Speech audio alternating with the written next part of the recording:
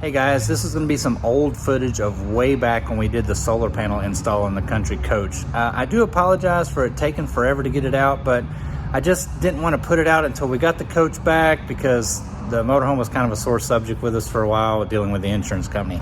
But anyways, as again, I apologize for it taking so long, but here it is. Finally, we get those solar panels installed on the Country Coach. The day has finally come to start getting ready to install the solar panels on the actual roof of the motorhome now. As you saw in the previous videos, we went ahead and purchased our initial phase 1 of our solar panels, as I'm going to call it. We're going to be putting a total of 9 panels on, but for the first phase, we're going to be putting 3 panels on. And just to recap, these are the Newpowa 220 watt panels. They are a 12 volt panel. There is a reason why we're going to use the 12 volt panels initially. So like I said, we're going to be installing 3 of these up there, but let me walk you through the bottom first here just so you can understand why I say we're only doing 3 panels initially. As we touched on before, we do have a Renogy DC to DC charger for our lithium batteries. So we can use our regular alternator, our regular chassis charging to be able to charge our lithium batteries. This actually isolates the alternator from seeing both of the batteries at the same time. The only thing essentially the alternator sees is just the starting battery and the charger. And then the charger takes care of all the lithium side. It will actually boost the charging voltage up. It's set for lithium so it can fully charge the batteries. This is a 50 amp DC to DC charger. But the cool thing about what Renogy did is they included a solar charge controller in it as well. So initially, that's why I say we're only going to be doing 3 panels, because this can only handle a maximum of 30 amps. If I'm believing. I may have that wrong. It may be 25 amps. I believe it's actually 25 amps because once you hook the solar up, it will actually split between the solar and the alternator. So it's 50 amps, so it'll pull 25 from the alternator, 25 from the solar panels on a perfect day. If the solar input is low, like at night or something like that, and you're traveling, then the alternator side will take over and boost it to the lithiums. I think that's how it works. I don't really know. You have to read all about it. It's a pretty cool thing. I really bought it just to utilize the DC to DC side, and the solar was just an extra added benefit. So I don't want to waste that. We might as well use it. See, my inspector is already on top of things. He's making sure it's okay in there. He's all right. There's nothing in there that's going to get him. You need to stay out of there. But the solar can only handle, a certain amount. Like I think it's 30 amps also. So that's why we're only going to be using 3 panels initially for our first phase. I don't want to waste that benefit of the DC to DC, so we might as well use it. Now, on an absolute perfect day, these panels are capable of 11 amps. Okay, so do the math. 3 panels, 33 amps. It's actually technically more than the solar charger will handle, but we will never, ever, ever see 11 amps out of these panels. And like I say, they're 220 watt panels. We'll never see 220 watts out of them. We will never see 660 watts coming out of these panels. So that's why we're just going to utilize what we have now to get the first phase installed, basically. And then the next 6 panels, we'll kind of get more serious about those. This is kind of just to maintain our batteries. We have 640 amp hours, I think, of 640 to 320. I'm having a hard time talking today, guys. 2 320 amp hour lithium batteries in parallel, 640 amp hours. Do the conversions. Everybody wants to talk about watt hours now. Fine, do the conversions. It's just math. Anyway, it runs everything in our coach just fine now, just the way it is. No, we don't run the air conditioners off of them. Never intended onto it. But we run our microwave, we run our convection oven, we run electric skillet, we run our lights, our TVs, the fans, everything else we need off of these 2 lithium batteries. I have some more batteries coming. We will be putting 2 more in. So essentially we'll have 1280 amp hours. Again, watt hours. Do the math. It's not hard. So the initial phase of this is getting the wiring inside up to the roof of the coach. It's not a how-to video, and here's why. There are so many different floor plans. This is a 2004 Intrigue. It's a 4-slide model. I can't really say this is a how-to video because there are 100 different floor plans. So you're just gonna have to figure out what works best for you and roll with it. What works best for us is battery compartment. This is where I mounted my lithium charger in here because this is a dry compartment. It stays out of the weather and stuff like that. So we just came through here. Our wire, we'll talk about that in a minute. Solar charge control, we went out the back and we just came in right there through a pass-through to get into this bay. And then we're gonna go up and we went into, into the engine compartment, okay? And let me see if I can crawl around in here and show you what we're doing. Let me access this. It's kind of tight in here. I've utilized, it's gonna be dark, but we'll point it out. I've utilized some existing pass-throughs that were already in the motorhome. This hose right here is our drain hose from our washer dryer. This orange right here is a power outlet that the previous owner had run up from the washer and dryer down through the floor and then into the bay we were just in. There's a regular, there's a 20 amp plug mounted in there. So I knew that these go into the washer and dryer compartment. So that's what we were gonna access for our wiring, was to go into the washer and dryer, and we'll take a look inside and I'll show you why. Give me just a second and we will be in the back of the motorhome, just like, and bam, inside the coach. Not all the way in the back, but you know what I mean. All right, so again, there are so many different floor plans. Ours is a 4-slide model. So again, utilizing that access to the washer and dryer here, I just came in over here on the side, took the panel off. And again, it's dark down in there. I don't have a flashlight with me right now, but right through the floor, right there, I just drilled a hole. Ran our wiring up in there, which is here. We're gonna go all the way up through the washer and dryer compartment into the inside. Just passing through there as we go. I'm all the way to the top now. I've dropped the ceiling compartment down. And right up in there, that over there is our washer and dryer vent that goes all the way out through to the roof. So all we're gonna do is we're gonna come in from the top. I've already measured over from the washer dryer vent over.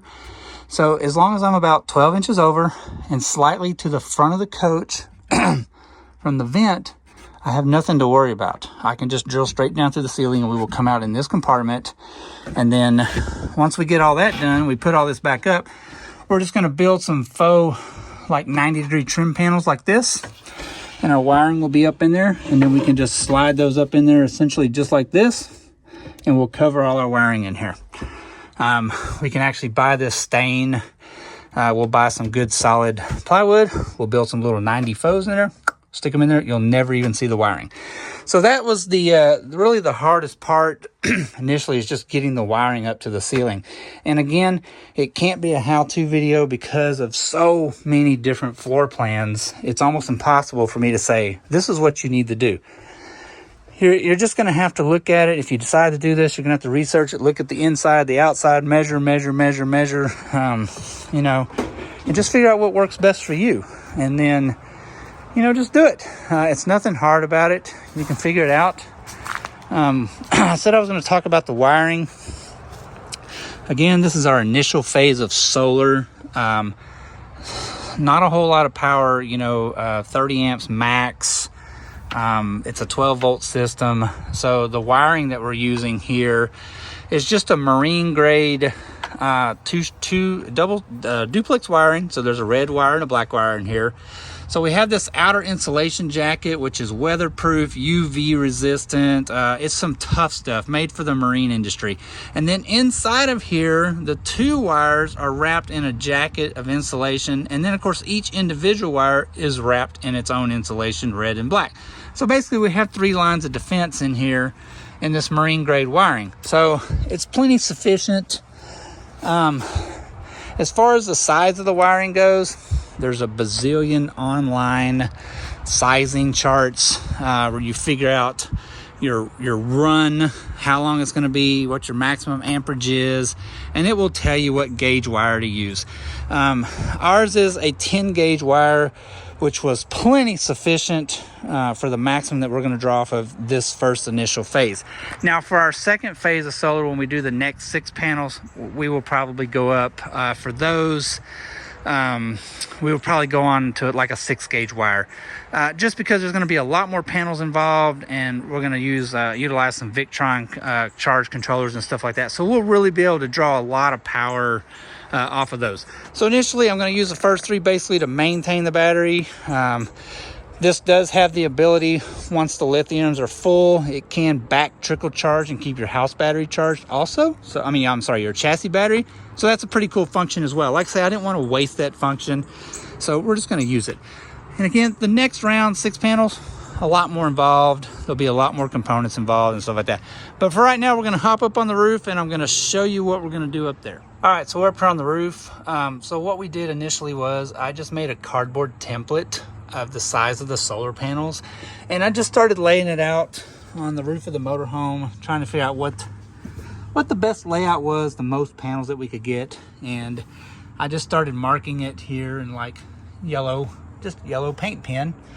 I laid it out a couple of different ways, and I came up with actually the best I can do is 9 panels up here for the size of the panel that we have. But 9 panels, I mean, that's plenty fine. And again, here's our washer and dryer vent coming up through our closet that I already showed you. And like I say, I knew as long as I was about 12 inches over and just slightly forward of the drain that I have nothing to worry about. I will access the cavity right below us in that dead space there between the top of the washer dryer closet. So I've marked that out right here. It's just nothing but drilling a hole through there.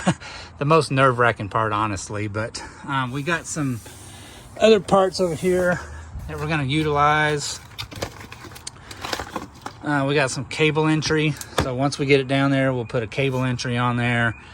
We'll seal it up really, really well, with some self-leveling sealer and stuff like that. The bottom, we'll seal up where the wire comes through, and then we'll actually seal around this before we stick it down. Once we get our screws down there, then we'll actually caulk around the outside also and over the screw heads.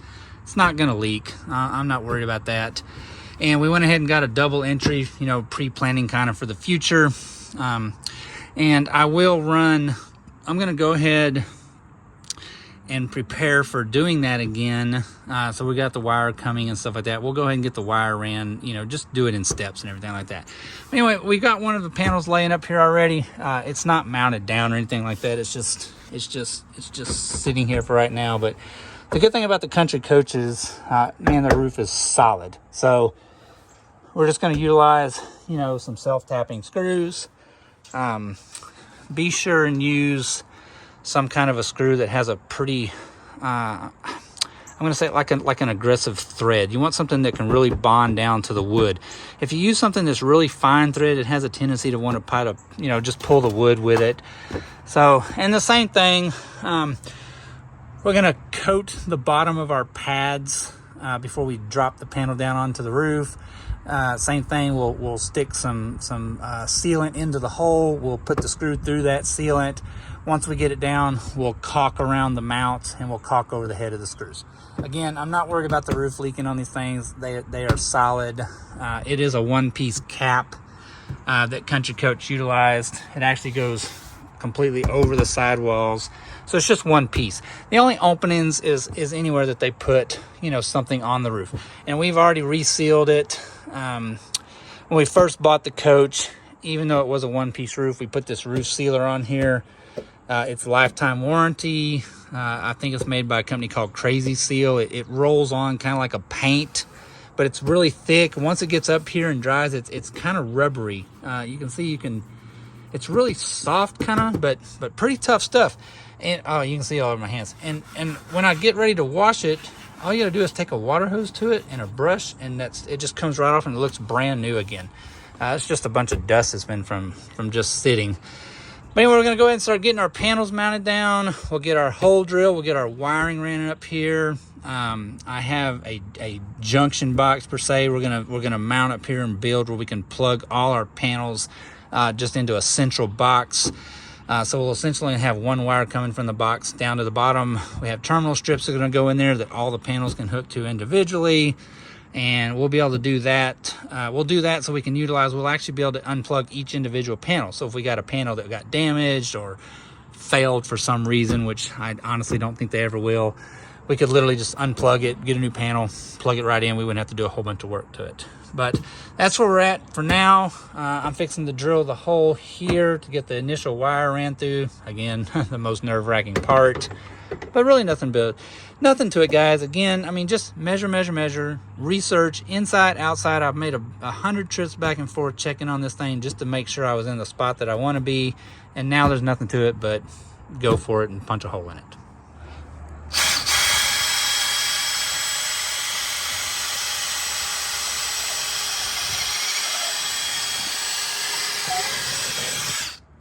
There we go. And there's where we came through right there. So all we'll do now is we'll open this hole up. That is a pilot bit, so it's small. We'll just open that hole up just barely enough where we can get our wire through it. And then we'll seal it all up from the outside and move on with getting the panels down. And well, there it is. Like I say, we just drilled a hole. We put it out to the side of the wire. We ran to the inside, pushed the wire up through it, and there it is. We got plenty of wire. We can pull however much we need. I'm thinking my junction box, I had initially kind of planned on it going in this space right here. It's a weatherproof box, weatherproof connectors, but still it's kind of behind the air conditioner. So if you're traveling down the road and it is raining, the air conditioners will help protect it also. But I'll show you the box again. But the lid of the box does open this way. So if you're traveling, it's overkill. But hey, it's better to be safe than sorry. Now I know one thing you're going to be saying. All right, remember I said we're going to seal all this, we're going to seal all this, we're going to stick all this down with sealant, we're going to seal all around. You might be saying, well, why are you going to seal all that down if you're just going to be having to drill another hole later and put another wire in there? Here's why. The sealant that we're using, which is called Crazy Caulk, by the way, it stays soft. It will dry completely, but it stays malleable, kind of like the stuff you put around these right here. I would much rather take a putty knife, cut that stuff like around there, peel this cap back off of there, drill another hole and do it all again than I would be to have a leak. So even though we're only running one wire right now, we're going to seal the crazy heck out of this sucker because I would much rather cut it back off and do it again than have a leak. So just to address that. Anyway, we're going to get our box up here, kind of figure out where that's going to go. Everything is kind of loose. Like I say, the panels are loose, the wiring is loose, this is not on there, the junction box isn't on there because it's all a work in progress, so we can figure out what's going to work best. So I'm fixing to grab the box, we'll chunk it up here, start trying to figure that out. So I was also going to show you our box here is actually self-sealing as well on the cable entries. So once you run your cable through there and you tighten up the nut, it will actually close up that grommet right there and completely seal it there as well. So again, I know it's a lot of overkill, over and over and over, seal, but that is the death of one of these roofs, is a leak. All right, so here's our junction box that we're going to use, and it's made for, it actually what it really is it's a battery box for like industrial use out in like remote locations, to have like sealed batteries in here for like solar panels, for battery backup, to run equipment and stuff like that. So it does come with this false bottom plate that goes in here, but as you can hear, it is aluminum. So we're going to do things a little differently. I'm just going to take this plate and I'm going to transfer it over here. We have some finished plywood here. We're just going to transfer all the dimensions over the holes. We're going to make a false bottom out of the wood to put in here so that it will be insulated. Of course, the box is plastic, and then we'll have a wooden floor, so everything will be insulated from each other. And our terminal blocks, we'll just screw those down to that, to the false bottom, and then that way these will be insulated from each other. All the wiring will go in here, it will be insulated. So we're going to get the false bottom stuck in here right quick, and then we can move back up onto the roof of the motorhome, and we can start trying to figure out where we're going to put the box.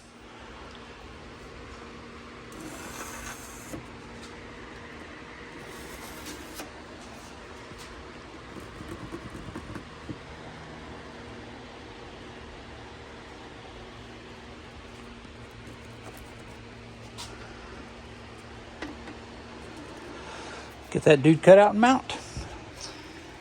Just like that. And it'll fit right down there just like that. We'll get some holes drilled in it and we'll get it mounted down in one insulated backing plate.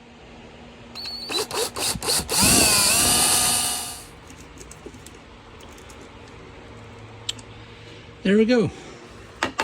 One false floor. And of course on the bottom here where our mounting feet go on, we're going to use a little bit of Loctite on the screws to go in there. And just to help, they got lock washers on them, but that's just a little added extra, you know, just for vibration or whatever so that they won't come out. So we're just going to stick a little bit of Loctite on there, put the mounting feet on there and move on. All right, so something that I have been, you know, just trying to figure out as I go really is how I want to mount the blocks in here. I had thought about doing it like that. So like the first array would go there and then I would have two more blocks over here for the second array. Because I got 3 panels, right? So I have 4 terminals here. So I have 1, 2, 3 panels and then the main hot and then 1, 2, 3 panels in the main ground. Over here, I can use the same blocks for the 6 panels. These are 100 amp blocks, so they're plenty big enough, plenty heavy enough. And I could still have one block, because I could have, you know, 1, 2, 3, 4, 5, 6 panels coming in, you know, to this one. So essentially I'd have 1, 2, 3, 4, 5, 6 panels. And then I could do the same thing with the ground, you know, 1, 2, 3, 4, 5, 6 panels. So I really don't know, I just really don't know how I want to do it. Or I could do it like this, put another ground block on this side, have all the grounds on one side and all the hot blocks on the other side. It's a dilemma. It doesn't matter how you do it really, it's the same outcome. I think initially for now I'm just going to go with this. We'll just have all the grounds on one side of the box, all the hots on the other side of the box. Of course I have the weather bulkhead connectors that will mount in here, so when we come in we just run the hot down here and we'll run the ground over there. Anyway, we're just going to go with it like that. So it's a work in progress, right? You just got to figure it out as you go. So like that, I guess. We're just going to go with that for now. They're mounted down good and solid. And then like I say, underneath each of these, just take the caps off.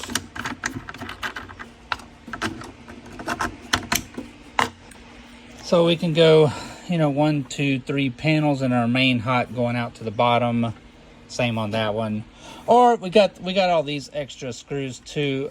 These studs are a little overkill. Again, everything's overkill, but we could just mount them down here also. So anyway, we're gonna run with that. You know, like why not, right? Just do it. Anyway, we're gonna get the box out there, get up on the roof, and start figuring out that part now. All right, well, it got a little late on us yesterday evening, you know, finishing up the box and trying to get it up on the roof. So I just like, we'll just call it a day. Today is going to be absolutely gorgeous day. So went ahead and backed the motorhome out from underneath the cover here a little bit. It's nice and cool outside today, so not sweating to death and no worries with weather, so we don't need to be under there. But anyway, this is where we're going to mount the junction box for all the panels. And so see, I've mounted it behind the air conditioner. So it's protected as well, you know, if you're traveling down the highway. Although again, it is a pretty robust box, we could put it anywhere, but it just kind of made sense back here. That way our main power cable can come in. As we get the rest of the panels on in the front, we'll either build our own MC4 cables or we'll get some extenders or something, you know, as we run the panels back here to the back. So it's no big deal. But anyway, like I say, the box opens to the front. It opens just like that. So again, it's weatherproof. It's got a big O-ring seal in it. It locks. But we're going to go ahead and get it mounted down here. We got some, we're going to use some stainless, all stainless up here. Everything that goes on the roof outside is going to be all stainless or aluminum. That way we don't have to worry about rusting. And all the latches on here are all stainless steel, and so are the mounting feet stainless steel. But anyway, we're going to go ahead and get the box mounted down, and we can start figuring out our cable routing and get our MC4 connectors mounted in the box, and we can start getting all those wired up there. We went and picked up a few supplies. We got a bunch of heat shrink here and miscellaneous screws and connectors. But anyway, that's it. We're going to move along. We're going to get the box on there. We can start getting the panels actually situated. We're going to go get those screwed down and run over here to the box. Okay, slight altercation to the plan here. Not an issue, but my sealant that I had is no good anymore. It's all dried up. Let's just say I've had it for a while. So anyways, don't need that anymore. Thank the Lord. Here in the little tiny town we live in, some brand new stores just opened up here called T&S RV. Thank y'all so much. I called her up. It's Saturday. Nobody is open where we live.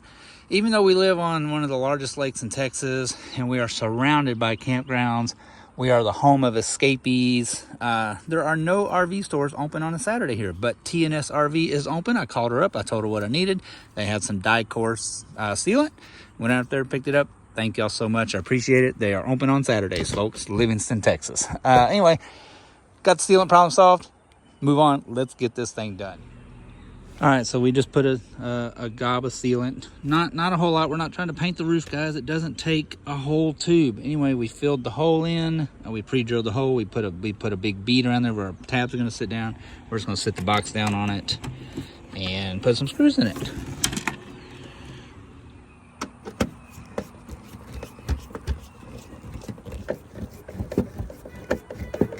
Okay, so we got our box mounted, our cable entry mounted. We got all the excess cable is pulled back down from the inside through the washer dryer cabinet, back down to the compartment. We put it all, basically we got all our slack cable sitting out here now. So what we've done now is we've got it ran back into the compartment here, and this is where our photovoltaic connects right here. Positive, negative. It's a common ground, but then all your individual hots have their own terminal. So this is where our solar panels are going to connect up. So we ran our wire through here. This loop of wire right here is where we're going to cut it. And on the inside right here, that's where we're going to add our disconnect switch. So we'll have a disconnect switch in here and our inline fuse for our solar array. So that way we'll be able to turn off the solar panels, and they'll also have their own fuse in there, you know, just in case something was ever go wrong, which again, I highly doubt, but better to be safe than sorry. But anyway, we're going to go ahead and get this wire routed up here so we know exactly how much we need and where we can cut it for our disconnect and all that stuff once we get all that mounted in here. So we're going to mount it in here because that's where all the rest of the circuit breakers, the chassis disconnect, everything is all in one cabinet. And then we'll move back up to the top now that we have our excess cable cut down, and we will utilize this same cabling right here that we have left. We'll use it on the top to wire in our quick connects into our terminal blocks for the panels. So anyway, we're gonna go ahead and get all this stuff hooked up, and then we'll jump back up on the top and moving right along. One other thing I forgot to include is if you do not have one of these dudes right here, you absolutely should get one of these. Even if you're not going to be doing paneling and all that kind of stuff like that, just pure have one in your motorhome, because you never know on your batteries when you may need to connect a new end on there. We ran into that issue. We got stranded. One of our ends had corroded. I had to cut it off. I put a new end on there. Hydraulic crimping tool. They are worth every red cent, but they're not expensive at all. This one was very cheap, actually. I bought it on Amazon, and it works fantastic. Comes with all the different dies for all the different sizes. You absolutely should have one of these. It makes crimping these things an absolute breeze. Okay, so this is what I had in mind. I just bought the bulkhead MC4 connectors, and I just mounted them in the side of the box right there. And then on the inside here, we just ran our ground over to the ground strip and our hot lead, and that's coming from our panel over here. So our panels essentially just plug into the box. Now I still got to mount the panel down. I'm trying to figure out exactly what it's going to be, but in theory we are charging now, folks. We're making about 15.5 volts. So if we hop down to the bottom now and check our DC to DC, we should show solar charging as well. All right, so we got our panel hooked up there to the terminal strips. We're going to hop down here and we're going to see what our DC to DC is showing now. And well, there you go. So this one right here is for our alternator. Of course, Coach is not running, so it's not lit up. This does have a voltage sensing regulator built in. So once you crank the motor home, once it detects the voltage goes up over battery voltage, it will automatically start charging. All right, and so this right here, that's our solar panel. It's lit up. We are charging on the solar panel. This is our battery condition, which we are, it doesn't look like it, but it's green right now. The batteries are actually full. And then our battery type is set for blue, which is lithium. So all that looks good. Let's walk inside and see what our actual panel says in there. It was 13.2 volts static this morning when I started mounting all this stuff on there. Let's just see what it says now. There we go. 13.4. So it's already come up from 13.2 to 13.4, just one panel. Of course, we're not running anything either. I mean, I got the bedroom lights are on back there, but that's about it. So I would imagine we can keep an eye on this during the day, and we'll notice the battery voltage if I leave it out going up. And of course, we still got 2 more panels. I mean, we're only running on 1 panel right now, but that's pretty cool. Anyway, it's doing its job. So we'll get back up on the roof now, and we'll get that panel secured down, and we'll move on to getting the other ones put on. And well, there's what the finished product will look like. So what we did was we just marked where our 4 pads were with a Sharpie. We moved the panel up.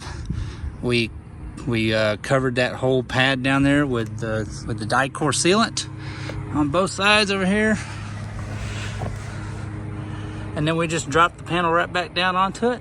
A bunch of wood screws right through it. And then after we got the wood screws tightened down, we went back over the top of all the screw holes, covered all that with the die core, and there we go. Now it is nothing but repeating 2 more times. The second panel will go right here, and the third panel will go, let's see if I can get down here and show you. Right there. The third panel will go across this direction just like this. Now once I have these down, I can adjust this one. I'm probably going to move it back actually some. It's just enough to leave like a little walkway, you know, to get around everything is all we're trying to do here. But now that I've got the panels up here, like I say, I may be able to scoot all these back as I go forward, and we may end up with 10 panels. So we'll just have to see, but I think 9 will be plenty sufficient. I mean, they're 220 watt panels times 9 should be plenty for what we're going to do. But that's it for now. We're going to repeat over here, repeat right here, this panel right here. I may not be able to hook up today. I'm probably going to have to get some short extensions. I don't think there's enough cable on the solar panels to reach all the way back to the junction box. So I'll probably just get some 3-foot MC4 extension cables. We'll run those down, secure it down, so there'll be no problem. But anyway, that's it. We're moving along. Finally getting the solar installed on the motorhome. I'm so happy. I've had these panels in the garage now for a while, and it's charging away. So we'll move on. We'll get the rest of them done.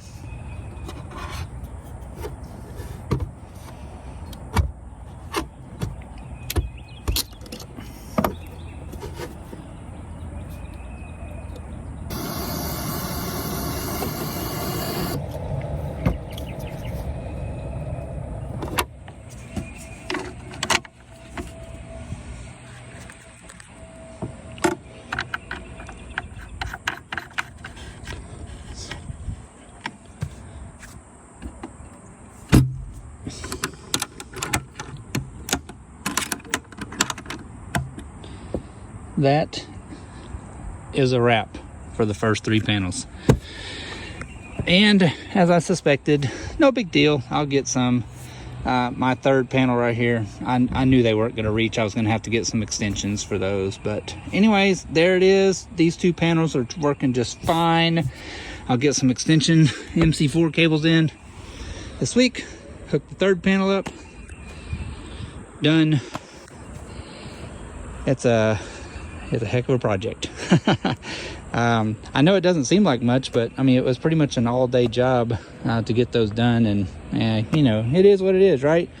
But that's it for the first install. The first 3 panels are done. 220, 220, 220. It looks great. I'm so happy to have this done, and we will start collecting the rest of the panels and get the rest of the components. But for now, there you go, guys. We finally have some solar on the Country Coach. See you guys on the next one.